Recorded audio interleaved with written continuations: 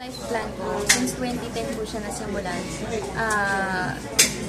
in-assist po ako, yung mama ko po ang tumulong sa akin. So, lahat ng details about the plan, yun, pinaniwalag sa akin lahat. Actually, later on ko na lang naalaman lahat ng details. So, nakakatuwa. Alam mo na may ipupunga yung pinaghihirapan mo at secure yung pamilya mo.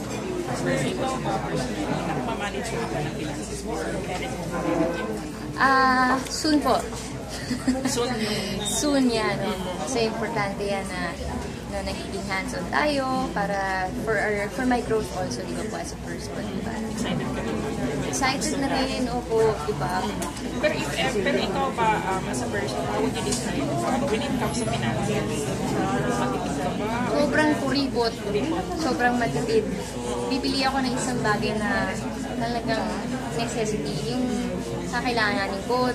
Halimbawa ng sapatos para sa trabaho, hindi for para sa anong tawag dito? Capriccio ba tawag doon?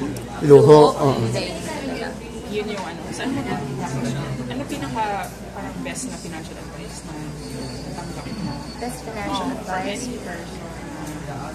Ako, ito pong trusting a company na alam mong reliable, mapagkakatiwalaan.